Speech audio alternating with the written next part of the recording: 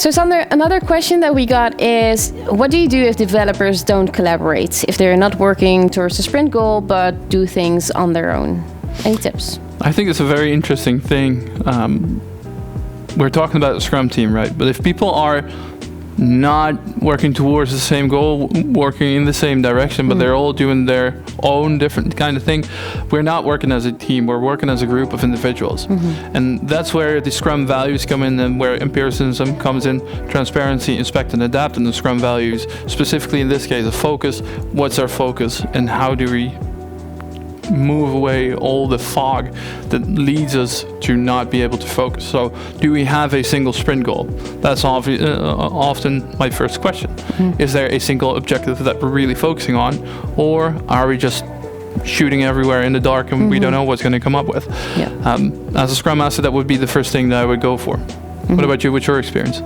Yeah, I think talking about shared goals and having a sprint goal, a single sprint goal, is that gives you focus. And if it's that the team members are not collaborating, it could have multiple reasons. Because we don't have a clear sprint goal, but multiple, or that we were never able to create a sprint goal because we're doing so much diverse things. So figure out the reason. Could also be that they don't like each other. Could be one of them, yeah, absolutely. So asking for the why and not having a sprint goal could be a cause, but it could also be that the team members don't gel well. Yeah. So I think it's a conversation that you could have with your team of developers to see what's going on.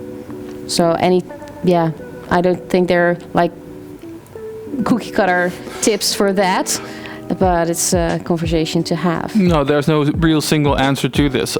Something that I've seen happening a lot as well is that there's so much organizational pressure to work on this and to work on this and that, and everything is important, everything is set on fire, and everything needs to be done yesterday, resulting in that the focus becomes more on people utilization, not resource utilization, because resources are not people. But we don't want to focus on just 100% utilization rate, right? No. It doesn't say anything. And there's this really interesting clip created by Henrik Nieberg when it comes to flow. Yeah. Like you can push as much work into the system as possible, but you're not going to get anything done. And there's an interesting sentence in Kanban that says, stop starting, start finishing. I think tying this back to the question, I think that's an interesting perspective to start working from.